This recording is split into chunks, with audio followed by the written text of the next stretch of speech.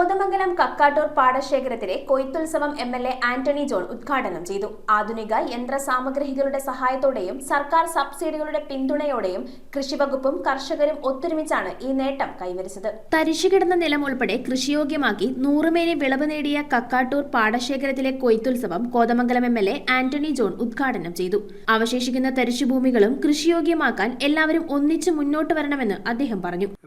മറ്റ് ഇതര പ്രദേശങ്ങളിൽ 9 ഹെക്ടറോളം സ്ഥലത്തും വളരെ വിജയകരമായി തന്നെ നെൽകൃഷി ഇപ്പോൾ നടത്തി വരുന്നുണ്ട്.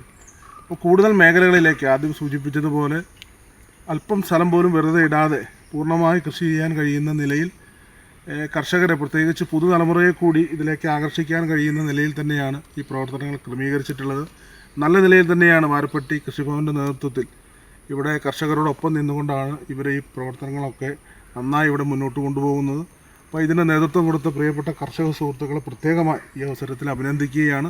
അതോടൊപ്പം തന്നെ കൃഷി വകുപ്പുമായി ബന്ധപ്പെട്ടുകൊണ്ട് കൃഷിഭവനും ആ ഉദ്യോഗസ്ഥ സംവിധാനങ്ങളെല്ലാം വളരെ സജീവമായി ഫീൽഡിൽ തന്നെ നിന്നുകൊണ്ടാണ് പൂർണ്ണമായി ഈ പ്രവർത്തനങ്ങൾ ഏകോപിപ്പിച്ച് മുന്നോട്ട് പോകുന്നത്. സർക്കാരിന്റെ കാർഷിക നയങ്ങളോട് ചേർന്ന് നിന്ന കർഷകരെയും വാരപ്പെട്ടി കൃഷി ഓഫീസിലെ ജീവനക്കാരെയും എംഎൽഎ അഭിനന്ദിച്ചു.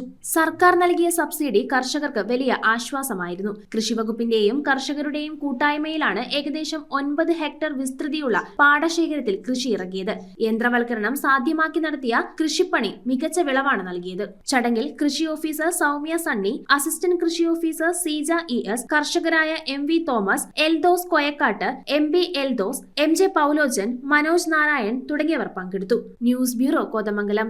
റിങ്ങുകൾ 1 ഗ്രാമിൽ തുടങ്ങുന്ന മാലകൾ, നെക്ലസുകൾ 9,000 രൂപ മുതൽ ഡയമണ്ട് നെക്ലസുകൾ 1 ലക്ഷം മുതൽ ആരംഭിക്കുന്ന വെഡിംഗ് സെറ്റുകൾ.